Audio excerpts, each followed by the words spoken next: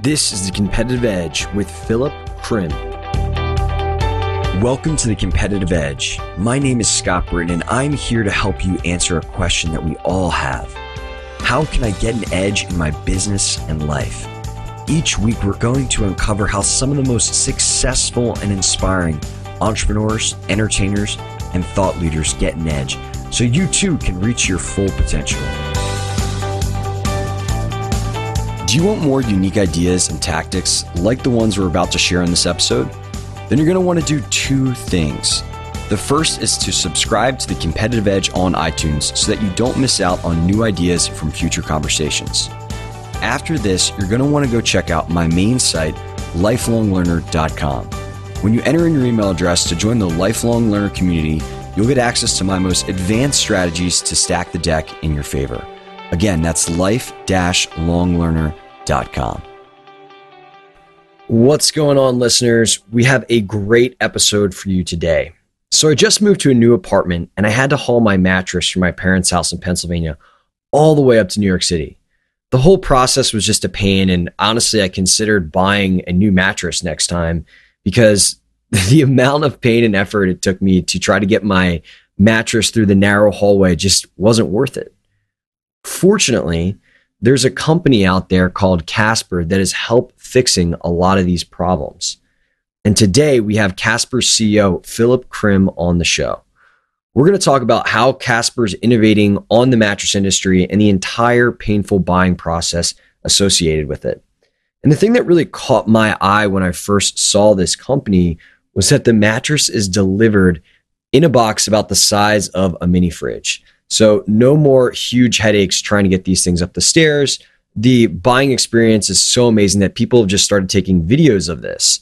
So I thought this was so cool and fascinating. And we're also going to just talk about this evolution of direct-to-consumer companies across commerce verticals. We'll touch upon why this is such an amazing model and what people should be thinking about if they're thinking about disrupting a commerce company with a traditional distribution model. Ready to learn about the most innovative mattress company in the world? We got a good one today. Let's go ahead and hear from Philip Krim.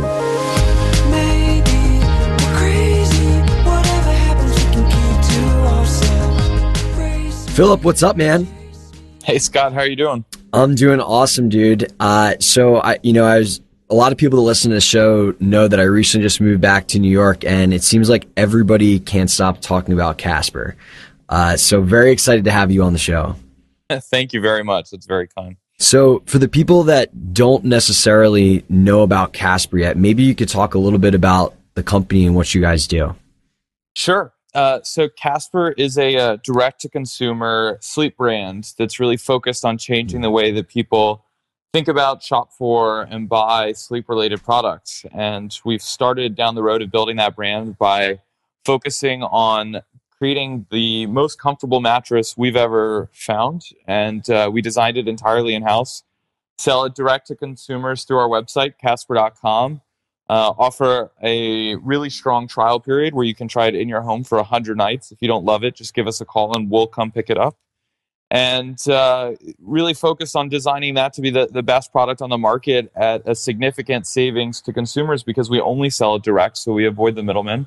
And are now focused on building Casper into a brand that celebrates all things sleep. And so really excited about that journey and really enjoy playing in the sleep space, as I think it's never been more top of mind with consumers. And it's an area that people should invest more time and focus on. And it's been a great ride so far. So basically, you guys took this thing that is something that everybody does, that's one of the most important things for our health and happiness, that also happens to have a really crappy buying experience, and just built this awesome company around it. You nailed it. I love it, dude. I love it. So when did the light bulb go off that something was a little messed up in just the entire sleep consumer product industry?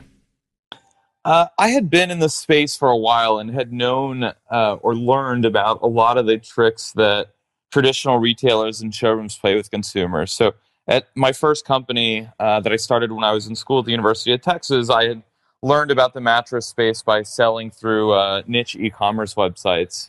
And I was actually in a co-working space in New York City working on a different business, a B2B company that helps small businesses with their mobile visibility, and was randomly assigned to sit next to my co-founders of Casper. And we started noticing how sleep was something that people would deprioritize and never take seriously, and yet we're focused on becoming more productive and uh, just doing things to get more out of work, like drink a bunch of iced coffee or, Oh yeah. take naps on beanbag chairs and all these things where at the end of the day, if you got a good night of sleep, you were more well rested, you were, more thoughtful, more productive, more creative.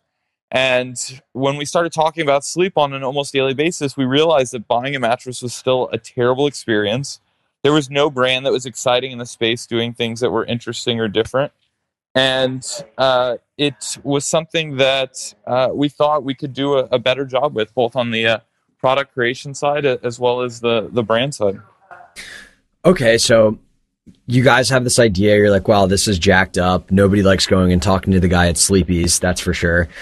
What was like the next steps that you took once you decided that there was a potential opportunity here? Sure. So the first thing we wanted to decide was, if we went after this space, could we really build something that was the most comfortable mattress ever created?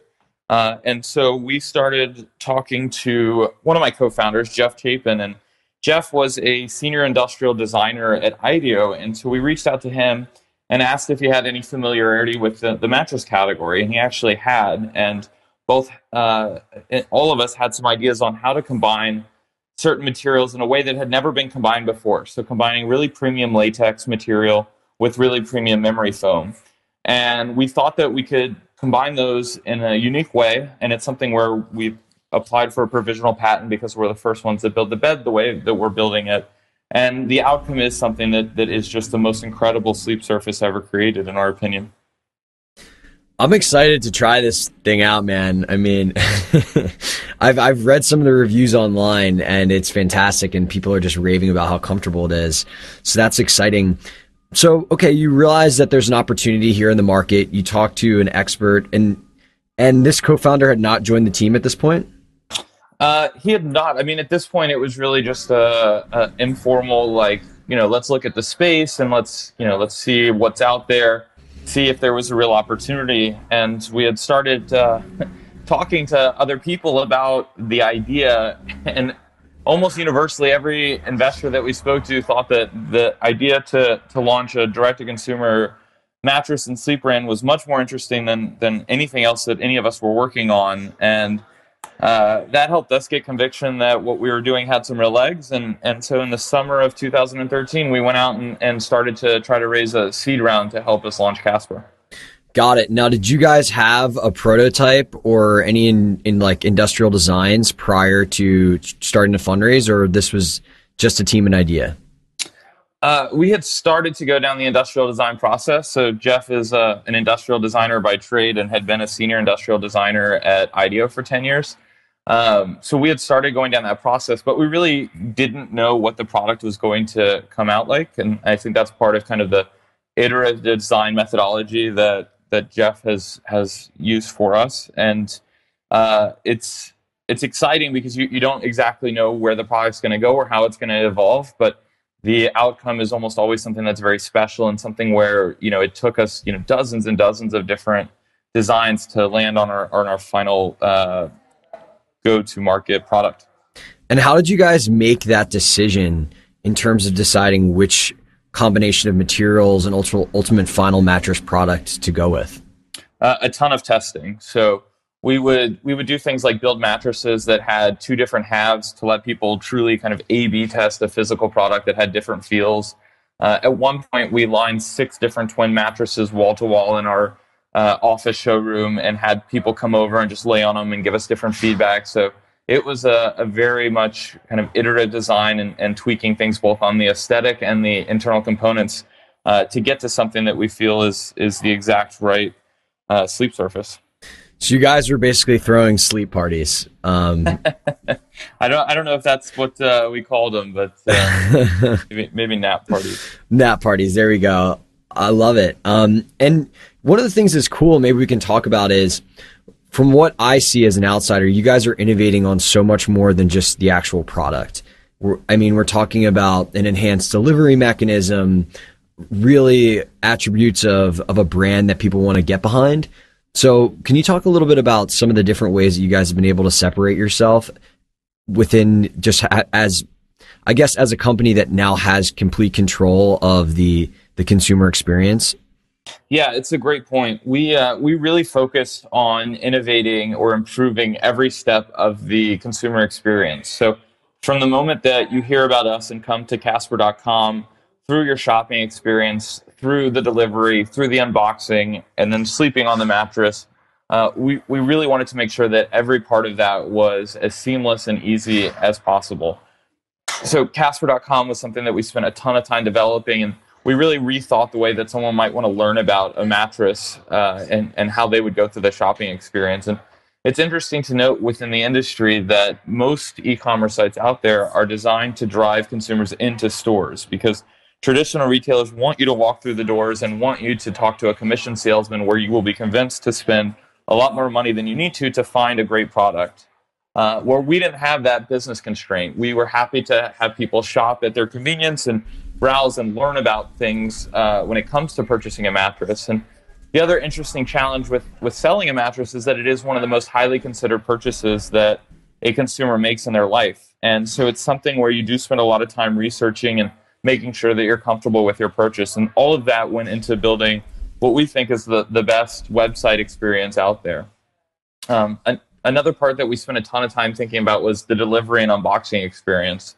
And if you've looked on our social media feeds, you'll see that people share the unboxing experience a ton, because it really is very fun and different. And you actually almost hear the mattress take in a deep breath of air and come to life as it goes from being compressed down into a box that's about the size of a mini fridge into a full mattress size. And because we're able to compress it, we're able to ship it anywhere in the country, and have people receive their mattress within a matter of days of ordering it. And in New York City, we actually do on-demand delivery where you can order it same day and schedule the time for delivery because of its form factor. And then, of course, the trial period is something that we're very proud of as well. It's the easiest trial ever. If you don't love the mattress, you simply give us a call and that's it. You don't have to repackage it. You don't have to send it back anywhere. We'll come and send someone to come pick it up and take care of it and issue a full refund. Fortunately, consumers love the product, and it's gotten rave reviews, and people have been very active with sharing their experience from end to end, and that's really helped us grow the business quickly. Yeah. So, right now, just as somebody who's thinking about this space, I'm curious, like, how did you guys innovate on the buying experience process? Did you identify all the particular pains? Did you think about like the wow factors that you might be able to instill with things like the unboxing process? It's something where we learned a lot. There were things that we didn't expect that would be meaningful, like the packaging. We have very, I think, beautiful packaging, and we had no idea that almost the external packaging would be shared more than the actual mattress once you unbox it. So there are things about the process that we didn't know that we were delighted to learn once we got the product out there and started selling. But there are certainly parts of the buying process that we did know people were concerned about and that we addressed very head on and in a very specific way. And I think at the end of the day, we just thought, how would we want to buy mattresses if we were in the market today, and really tried to improve every step of the process. Yeah, and it sounds like you guys have done a pretty good job with that. So I've read some articles about your having a pretty first incredible launch month, and I'm a guy who loves product launches, who loves thinking about marketing. Can you maybe talk about just some of the numbers that you guys had? Maybe not explicitly, but I know there's some stuff been published in Business Insider about revenue first month and how you guys launched. Yeah, absolutely. The launch was way bigger than any of us expected. I think that the Business Insider article quoted that we did $1 million in our first 28 days. And the launch just caught us completely by surprise in the best way possible. We thought we had something like 3 months worth of inventory on hand and sold through that within the first day. It was just an incredible reception. And fortunately, those customers kept talking about their experience and got the product and shared how much they loved it. And it's just led to an incredible time since launch where the business continues to grow and people continue to talk about it, and the product really speaks for itself. And so it's just been a remarkable ride, and something that was not what we expected, but delighted to work on the issues of kind of scaling up the business to match the consumer demand that's existed. So it sounds like the main growth engine for you guys has really been referrals and word of mouth, whether that exists, in a face-to-face context or on social things like social media. Exactly right. People have been super vocal, and I think this goes back to the point I made earlier about how considered of a purchase this is. And also the point that you made in the beginning, which is just how terrible the consumer experience is in existence today. And we're really just scratching the surface of getting our message out. The mattress market is a massive market. Last year, U.S. consumers alone spent $13.5 billion on mattresses, and we just know there's a better way out there, and we're excited to keep telling our story and to have our customers and our fans keep telling our story, because there really is no reason to go into a traditional showroom and get ripped off by a commission salesman who knows the tricks to get you to spend a lot more money than you need to. And so we're excited to have such vocal supporters and vocal fans, and continue to build on our story. Yeah, and I think another part of your story that I'm personally curious about is your guys' decision to have all the manufacturing done in the US. We're very proud of that fact. We looked at a ton of different sourcing options, both overseas and domestic, and we saw the best quality of materials come from domestic suppliers. And we're very fortunate that we chose domestic suppliers because it allowed us to ramp up our supply chain much more quickly than if we were working with foreign suppliers.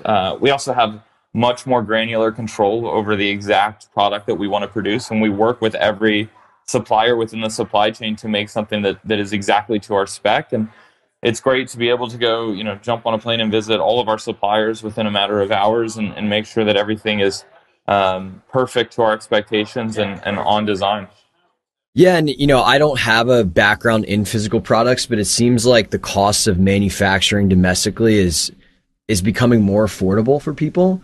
And I'm curious, like just as a somebody else interested in all this kind of stuff, is that like a cost effective option manufacturing in the US these days? Was that like a huge financial hit that you guys had to take to keep things in the US? For some products, it is cost effective. For other products, there's not a good domestic option. So it really just depends on the product category and the mix of labor and raw materials that go into producing goods. With mattresses, a big cost component are the raw materials that go into it. And so that's something where you don't necessarily get savings by going abroad. But we just saw the quality of manufacturing here really be the best of anywhere in the world. And that was our first and foremost concern before we looked at price savings or product pricing, was just how do we build the absolute best mattress possible? And that was our first mission. What were some of what when I'm thinking about just kind of like this problem that mattresses are something that everybody uses and obviously a huge market, but at the same time, I imagine that a lot of investors were like, well, the frequency of purchase is what, once every 5, 10 years, and targeting those customers at that exact moment when they need to make that purchase is probably pretty challenging. Was that something that you guys got asked a lot? And then I guess I'm also curious, what were some of the questions that you guys had to really prove out that maybe a lot of these investors originally who thought you guys were crazy for trying to do this, that you kept having to answer? Yeah, I mean, you nailed the biggest one. When we were going out to raise our seed rounds, we were told no so many times because of that exact reason. It just, our business model doesn't fit kind of the traditional paradigm that e-commerce investors were looking for, which was kind of an LTV and CAC, customer acquisition cost delta. And what we explained to them was that we could profitably acquire customers because it is such an expensive purchase, and that we're not just an e-commerce or transactional company, that we're building a brand, and a brand around all things sleep, and that we will build lifetime value with other sleep related products. And fortunately, we were introduced to Ben Lear at Lear Hippo Ventures, and he got it. He understood our vision and saw the need for it in the marketplace, and took the leap of faith that you often ask investors to do, and was really a visionary and kind of thinking outside of the box, and was the first one to kind of lean in and back us. And he's been a tremendous partner for us since day one, and someone that we really enjoy working very closely with, and has just been fantastic. But finding the right fit for investors was no easy task, and we were told no so many times during our seed round that it was a painful process, as fundraising often is. Was there any other recurring question that you guys had to deal with a lot? I mean, that was I would say, the most typical one that seed investors would focus on. The other thing that was just difficult was that this was still just a concept for us. We couldn't fully articulate what the brand was going to become. We couldn't fully demonstrate what the product was going to become. And so, it took a bit of a leap of faith that we were the right guys to execute on our goal and our vision. And so, just getting people comfortable with that was difficult, but fortunately, we found a great group of seed investors and have an incredible syndicate in both our seed and Series A, and have fully backed the vision that we've had, and have been very pleased with the progress that we've made. Well, there's no doubt that you guys have proved some of those people wrong, which has got to feel pretty good. But I think I want to talk a little bit now about, you guys are kind of within this trend that we're seeing now, where e-commerce is really a lot of these, I guess, traditional commerce models are now shifting to a more efficient, more price effective model for consumers in the vertically integrated direct to consumer model. And I guess I would be curious to hear what you've learned about this model, and how people should think about direct to consumer plays, if that's something they're interested in exploring. Yeah, I'm a huge proponent of the direct to consumer shift in kind of business models and opportunities. I think consumers now go online to start their purchase for any number of products, no matter how considered they are. And the ability to create a brand and to scale that brand has never been more powerful than today. And I think it's one where you have to be authentic with your story and create a product that is differentiated and better than anything out there, and be very thoughtful with the brand that you create around it. But if you hit those marks, then I think the opportunity has never been better, and the economics make it where the value proposition is very strong, and the ability to create better products and distribute them without a traditional footprint is an awesome opportunity. And the ability to iterate on what you're doing, both from a branding and web experience as well as physical products side of things, by dealing directly with your consumers on a day-to-day basis, I think is where manufacturers ultimately need to exist, and where you're able to offer just a better level of service experience and product, because you do deal directly with your customers on a day-to-day basis. And so we're very long the direct-to-consumer business. We think it's in the very early days of disrupting a lot of different categories and consumer products. And I guess, just so we can highlight, like, the core components that you see there are a highly differentiated, high quality product, if not the best in the market. How important does this make sense for all different types of products? Like, you guys I imagine mattresses were just, the margins were insane. They were bloated because of the inefficient supply chains. But maybe that's not the case for every single vertical. I don't know that it's a fit for every single vertical. I think there's a ton of market dynamics and consumer dynamics that would dictate whether a given product could be sold through a direct-to-consumer business. I think you do need to lead with great product and a huge focus on the product, but there's a number of challenges with any given product on how you distribute them, how you manufacture them, how you retail them. So there's just a ton of considerations. I mean, retail and e-commerce is not an easy business by any means, and so it takes a ton of different focus, a ton of different areas of focus, and a ton of different ways to differentiate yourself from the existing competitors to build something that will scale within a category.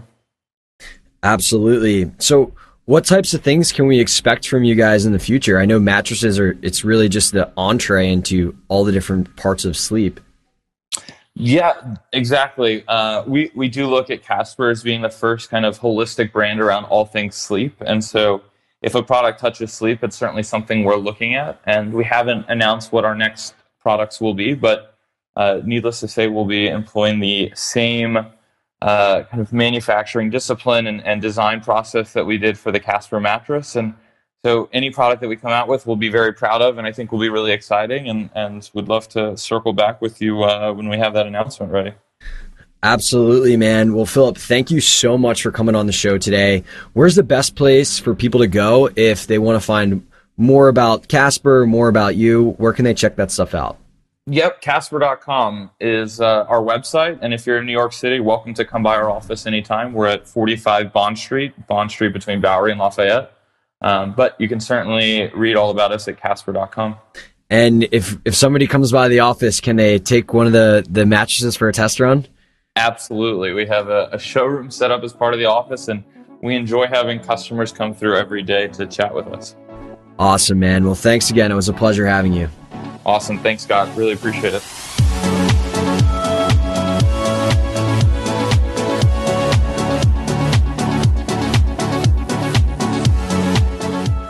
Before we finish up with today's Mindshare, I just want to say thanks for listening to another episode of The Competitive Edge. If you enjoyed the ideas in this episode and want access to future conversations, the best thing you can do is subscribe to The Competitive Edge on iTunes. If you haven't done that already, right now is the best time to take care of that and get on board. And while you're there, if you feel like this show has made a positive impact on your day, it'd be great if you could leave us an iTunes review so that more people can find the show. Now, I know we covered a lot in this episode, and there might be a few key ideas or tools that you want to remember. So we went ahead and compiled all of the notes and links mentioned from this conversation for you on lifelonglearner.com. That's life-longlearner.com. Alrighty, let's go ahead and dive into today's Mindshare.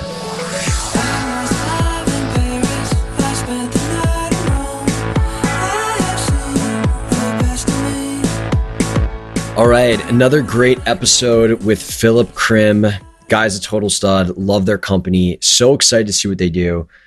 There was a part of this episode that was really reminiscent of my process when it comes to thinking about business ideas, and I just wanted to touch upon it in case anybody out there is interested in potentially starting a business and has an idea. So a lot of times, we get these ideas and we wonder, okay, cool. Now what do I do? What do I do? And that can be a really just daunting process that can take way more time than it needs to if you don't have just a specific action to take. And so anytime I have an idea or something I'm thinking about, the first thing I do, no matter what, is go through my network, think about who in my network might be able to provide some color on whether there's actually something here. So before you do all this testing, before you start working on building a product and all these things, figure out who you can talk to and have an intelligent conversation about a particular idea that is just going to make you way more informed into whatever the approach is next in terms of actually pursuing that idea. So this is just my go-to strategy no matter what. I always just think about who do I know that can either tell me about this or connect me to somebody who can tell me more about what I'm thinking about, because that's just the fastest way that you're going to really be able to understand anything.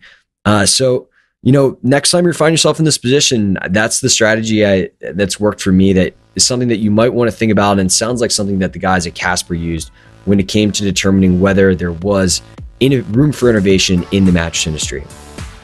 Thanks again for listening today. I really appreciate it, and I look forward to seeing you next time on The Competitive Edge.